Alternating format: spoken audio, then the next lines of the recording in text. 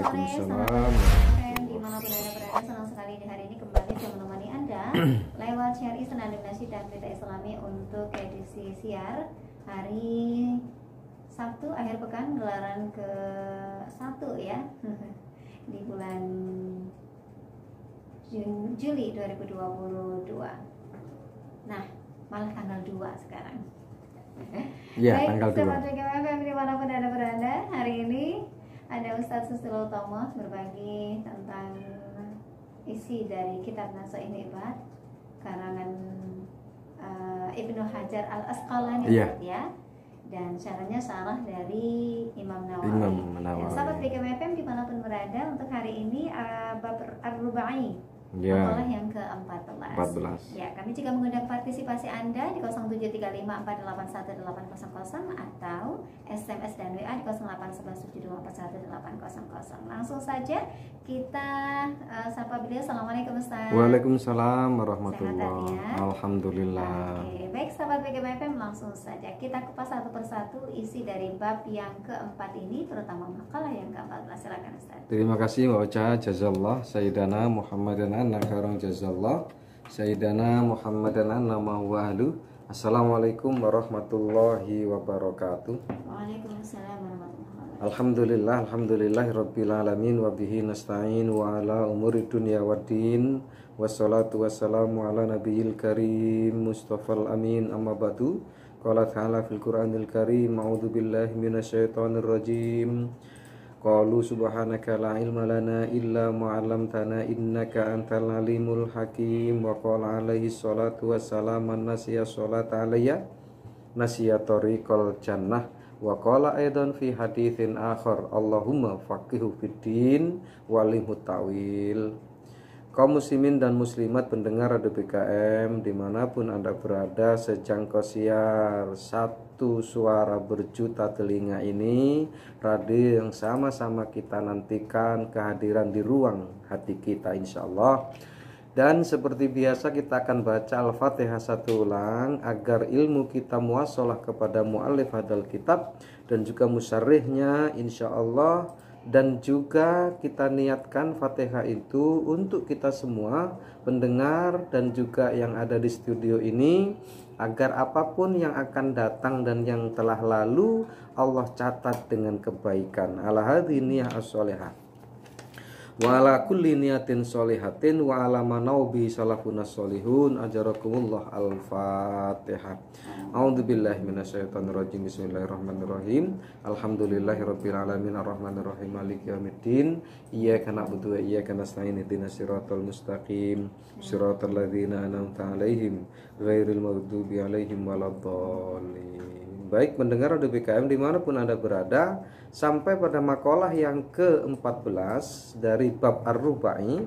An Hatimil Asom rahmatullah alaih annahu qol, dari Hatim al-Asom, semoga Allah merahmatinya, annahu qol, sesungguhnya ia berkata, man idda'a arba'atan minas sifati bila arba'atin minal adillah fada'wahu kadzibatun. Siapa yang mengaku 4 dari sifat atau seakan dia mensifati 4 itu, tetapi sebenarnya dia tidak punya 4 yang membuktikan dia ada, maka pada wahu kadzibah, maka pengakuannya adalah bohong.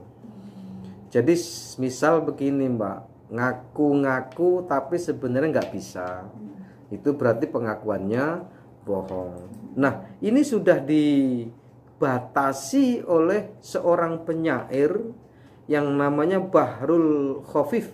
Itu istilah dalam ilmu syair. Intakun farisan fakun ka'aliyin. Kalau engkau mengaku atau ngomong bahwa ahli dalam menunggang kuda, maka ahlilah seperti ahlinya Ali. Jadi Ali itu enggak bohong, memang luar biasa dalam menunggang kuda. Au intakun syairon fakun ka ibni Hani. Kalau engkau mengaku atau menjadikan dirimu seorang yang ahli syair, maka jadilah ahli syair seperti Ibnu Hani. Jadi dua orang ini menjadi barometer ukuran kecerdasan menunggang kuda dan kecerdasan membuat syair. Misal kalau di Indonesia, kalau kamu pengen jadi penyair kayak Nurcholish Madjid, kira-kira gitu, atau kayak MH Ainun Najib. Kalau pengen kamu bisa menunggang kuda, ya belajarlah dengan Pangeran Diponegoro. Seperti itu bayangannya. Tetapi sahabat dua ini memang luar biasa. Kullu man yadda'i bima laysa fi. Nah ini intinya. Dan siapapun orang yang mengaku bisa sesuatu padahal dia tidak bisa, yang diakukannya itu kadzabathu syawahidul imtihan, maka nanti imtihan atau pengakuan, kesaksian dari ujian itu yang akan membuktikan kebohongannya. Jadi nanti kesaksian ujian itu yang akan membohongkannya, memberikan penilaian bohong, menunjukkan kebohongannya. Misal begini pendengar, ada kan orang itu kalau sombong ngakunya banyak, kan gitu. Dulu ada cerita di dalam pesantren kami itu, di kitab kecil awal masuk pondok ada namanya kitab Mutolaah namanya. Di situ ada judulnya Al-Muddai. Nah, di situ diceritakan dan intinya memang pondok kita itu mengajarkan bahasa, tetapi ada nilai-nilai plusnya, ada cerita-cerita anekdot, ada cerita-cerita syaja'ah, keberanian, ada cerita tentang sabar, termasuk ada cerita orang yang ngaku-ngaku bisa, tapi sebenarnya dia nggak bisa, dan dia diuji ketika setelah ngomong. Nah, dalam riwayat itu ada dua orang pemburu masuk ke dalam hutan. Yang satu ini cerita sepanjang jalan, sambil memegang senapan, cerita pokoknya nanti temenku, kalau ada serigala nanti kamu harus begini, kita harus begini, kalau ada ular nanti harus begini. Pokoknya teorinya mateng, Mbak, dalam riwayat itu, dalam cerita kitab Mutalaah itu. Pokoknya nanti kalau ada beruang nanti kamu harus gini. Pokoknya kalau nanti ada hewan ini kamu begini, kita harus begini. Seperti itu. Nah, dalam ceritanya kalau ada beruang nanti kita harus manjat pohon biar selamat. Nah, seperti itu. Bener Mbak, enggak lama diuji, datang bener beruang. Ada temennya tadi yang enggak cerita apa-apa, yang enggak menyombongkan diri bisa apa-apa, dia hanya ketawa-ketawa saja. Dia nggak takut dengan beruang yang datang itu. Kenapa? Dia punya konsep tersendiri untuk menghadapi beruang ini. Yang tadi yang mengaku-aku tadi lari, Mbak, mencari pohon. Mencari pohon. Sementara yang tadi nggak ngaku-ngaku, dia justru tidur, Mbak. Tidur di atas tanah, telentang, tengkurap. Dan dia tidak bernafas, menahan nafasnya sepanjang-panjangnya. Begitu matanya melihat sedikit kok benar-benar didatangi oleh beruang itu, dia nggak bernafas, dia tahan nafasnya. Ternyata dia punya teori, beruang tidak akan makan orang yang sudah mati. Selamat dia, Mbak. Ngejar ya temennya yang mudai tadi. Yang lari tadi, naik pohon, kemudian ditunggu di bawah pohon sampai akhirnya dia bisa dipanjat oleh beruang. Beruang bisa nggak manjat, Mbak? Bisa.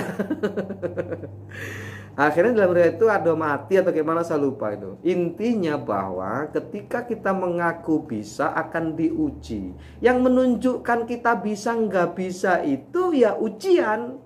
Yang akan menjadikan saksi bisa nggak bisanya itu adalah ujian. Jangan sampai kita mengaku bisa kalau tidak bisa. Saat kita mengaku aku bisa, itu sebelum diuji ketahuan nggak, Pak? Nggak ketahuan. Ketahuannya saat diuji. Aku mampu, aku bisa. Itu akan diuji nanti. Nah, lulus tidaknya, bisa tidaknya, ketahuan dia bohong atau tidak saat sudah diuji. Ini syair membatasi kita untuk masuk pada makalah yang ke-14 ini. Baik, kita masuk. Man idda'a hubballahi walam yantahi an maharimillahi ta'ala fada'wahu kadzbun. Siapa orang yang mendakwakan dirinya, yang mengakui cinta kepada Allah, dan dia belum menyelesaikan, belum memberhentikan sesuatu yang haram, yang diharamkan oleh Allah, maka pengakuannya adalah bohong. Jadi orang yang mengaku cinta sama Allah tapi masih berbuat jahat, masih dia melakukan hal-hal yang diharamkan oleh Allah, masih dia melakukan hal-hal yang tidak boleh dilakukan oleh syariat, maka pengakuannya adalah bohong. Nggak benar dia, Mbak.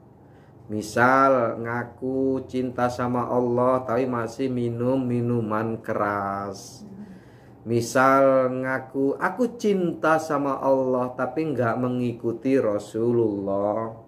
Misal dia mengaku cinta sama Allah tapi masih judi, masih zina, masih korupsi, masih membangkang dengan perintah Allah, maka dia belum bisa dibilang cinta dan pengakuannya adalah bohong. Satu. Yang kedua, kata Ibnu Hatim, man idda'a hubban nabi alaihi salam wa karihal fuqara wal masakin fada'wahu kadzbun. Siapa orang yang mengaku cinta sama Rasulullah, cinta sama Muhammad Rasulullah, cinta kepada Nabi Muhammad, tetapi dia tidak mencintai, dia justru membenci kaum fakir, membenci orang miskin, maka pengakuannya bohong. Kenapa? Karena Rasul dalam banyak sirahnya, dalam banyak keterangannya, dalam banyak hadisnya selalu berdekatan dengan orang miskin dan orang fakir. Betapa begitu dahsyatnya Rasul, belum enak makan, belum enak tidur saat lingkungannya tidak makan. Bahkan Rasul pernah bersabda menggambarkan sejajarnya iman dengan empati. Yang empati ini empati terhadap fakir miskin. Apa itu? Wallahi la yu'min, wallahi la yu'min, wallahi la yu'min. Demi Allah tidak beriman dia. Demi Allah tidak beriman dia. Sampai 3 kali. Demi Allah dia tidak beriman. Siapa? Mambata sab'ana wa jaruhu ja'i. Siapa yang dia bisa tidur nyenyak malam itu padahal ada tetangganya yang kelaparan. Artinya di sini Allah menyandingkan antara iman dengan empati terhadap tetangga.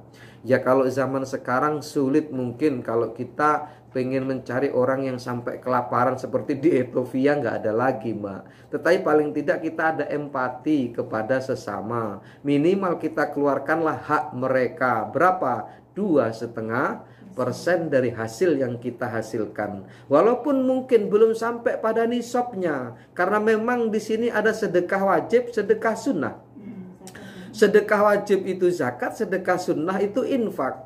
Imam Hanafi atau sebagian murid-muridnya justru tidak memakai nisab, Mbak.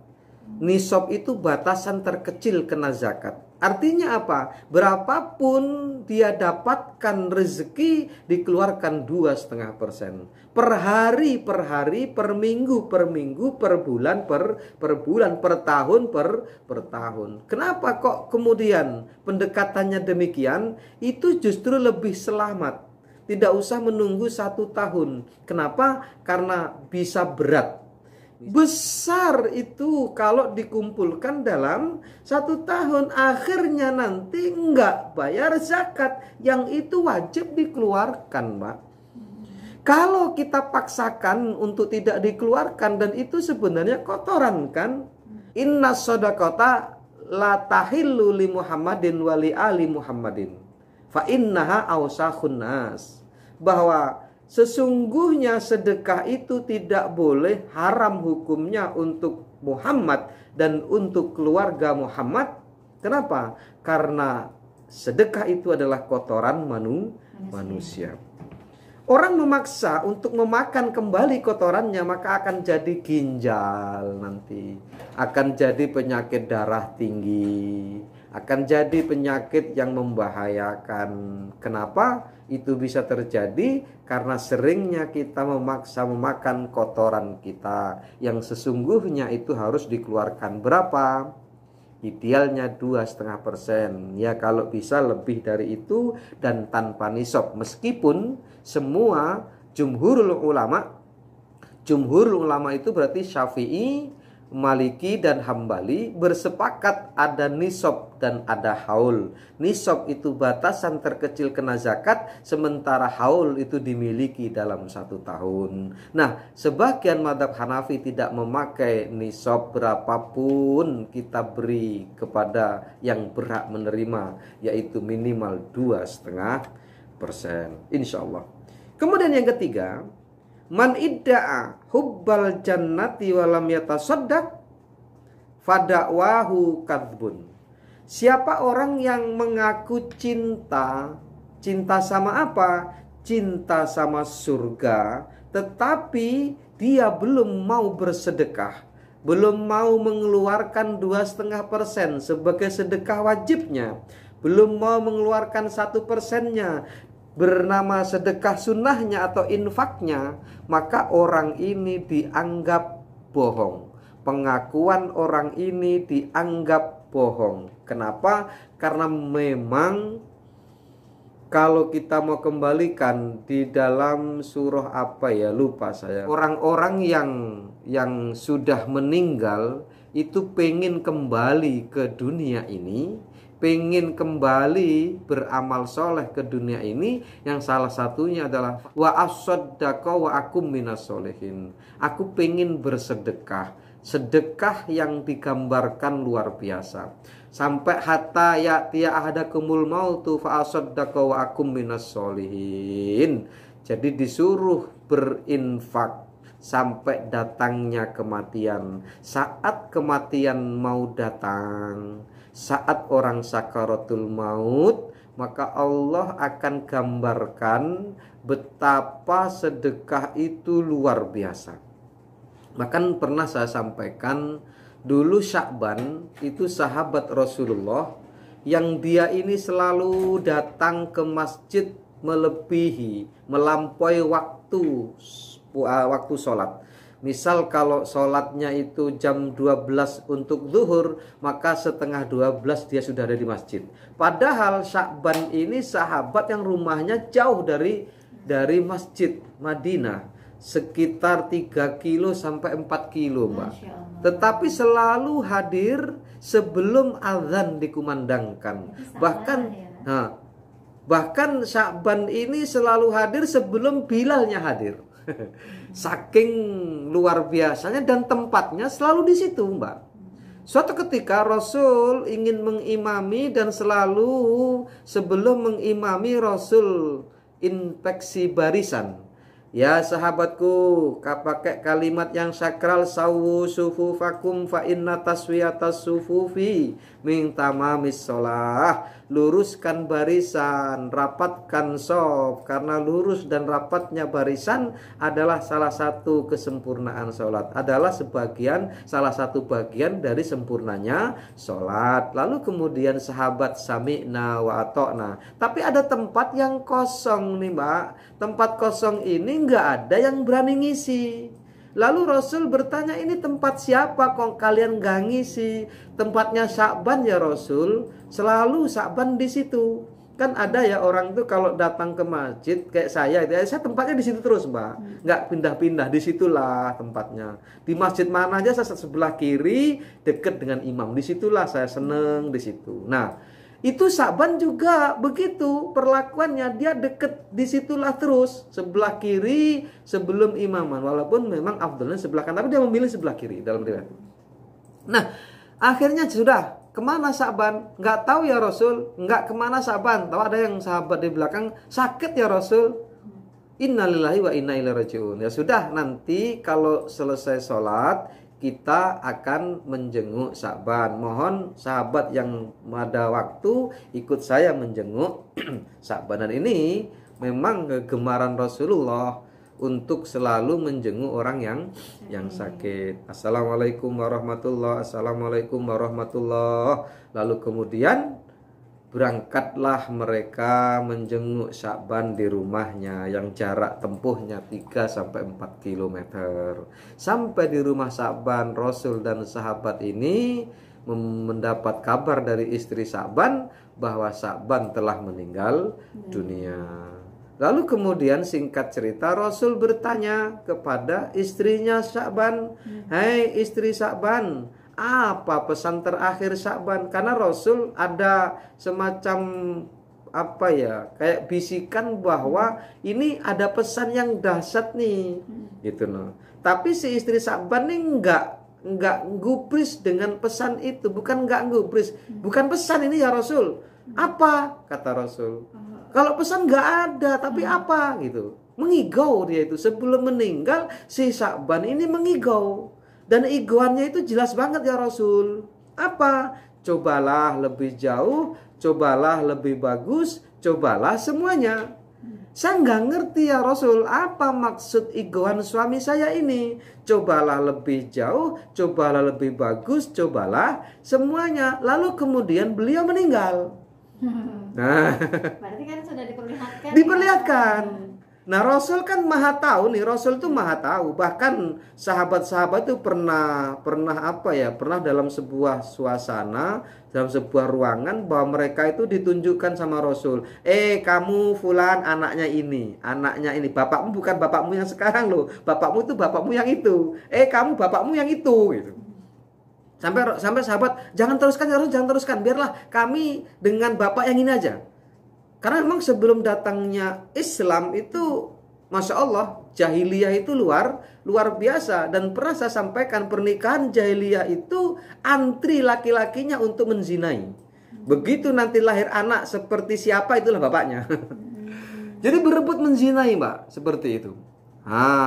Akhirnya datang Islam dan itu dinafikan dan dilarang. Nah, kembali kepada cerita tadi. Rasul kemudian ngomong, "Hai istri Sa'ban, hai sahabat-sahabatku semua, kenapa Sa'ban bergumam seperti itu sebelum meninggal dunia? Cobalah lebih jauh." Saat itu Sa'ban berangkat ke masjid, di tengah jalan menemukan orang yang lumpuh. Dan orang lumpuh itu ditanya, katanya mau ke masjid. Digendonglah orang lumpuh ini separuh perjalanan. Jadi kalau 3 kilo berarti 1,5 kilo. Dan amalan itu diterima oleh Allah. Begitu sakaratul maut dibayangkan oleh Allah. Ini loh hai Sa'ban yang bakal kamu terima nanti saat engkau pernah menggendong orang yang lumpuh ke masjid. Dan dibayangkan luar biasa yang bakal diterima nanti di akhirat. Lalu kemudian Sa'ban bergumam, cobalah lebih jauh, separuh perjalanan yang cuman 1,5 kilo saja. Balasannya sudah digambarkan oleh Allah seperti itu. Apalagi kalau sampai gendongnya lebih jauh. Maka cobalah lebih jauh. Yang kedua, cobalah lebih bagus. Ada pengemis yang minta baju dan Sa'ban tidak punya kecuali baju bekas, dan diberikanlah baju bekas itu kepada pengemis, dan amalan sedekah itu diterima oleh Allah saat Sa'ban sakaratul maut. Dan Allah bayangkan apa yang bakal diterima nanti di akhirat. Seperti apa luar biasanya hingga Sa'ban bergumam, cobalah lebih bagus. Nah, seperti itu, Mbak. Dan kemudian yang ketiga, cobalah semuanya. Saat Sa'ban pulang dari pasar membawa semangka, dan ada pengemis yang meminta makan. Dibelahlah semangka itu jadi 2. Semangka yang separuh untuk pengemis, semangka yang separuh untuk istri dan anak-anaknya. Dan amalan itu diterima banget, kira-kira begitu. Lalu Allah gambarkan yang bakal diterima Sa'ban di akhirat dengan sedekah separuh dari semangka tadi dan bergumamlah dia, cobalah semuanya. Nah, itu Mbak. Dan ini juga gambaran ada antonimnya. Kalau sedekah aja diterima saat sakaratul maut digambarkan oleh Allah, pun begitu orang yang jahat, Mbak. Orang yang jahat kenapa kok sulit sakaratul mautnya? Kenapa? Memang karena digambarkan luar biasa. Nggak terima, takut ya. Iya, keburukannya yang selama ini dilakukan di dunia saat sakaratul maut digambarkan oleh Allah. Misal dengan gambaran yang menakutkan, dengan siksa yang menakutkan, dengan api neraka yang berkobar-kobar. Itu kamu nanti ke situ, kamu nanti ke situ, ada suara. Makanya sampai disunahkan saat sakaratul maut anak dan keluarganya untuk mentalkin, untuk membisi la ilaha illallah, karena sedang berjuang itu orang. Yang kebaikannya digambarkan, keburukannya digambarkan. Begitu kita bisiki la ilaha illallah, dia akan kembali normal kembali. Nanti dibisikin lagi pelan-pelan. Nanti ada yang datang mengganggu dia. Nanti ada makhluk yang selama ini mungkin dia tukang dukun, nanti dukunnya itu juga datang nanti setannya. Seperti itu, insya Allah. Monggo Mbak, kalau ada yang tanya, yang masih ada satu yang belum kita jelaskan, misal nanti tidak ada yang bertanya, kita akan sampaikan yang terakhir. Oke, ini ada pertanyaan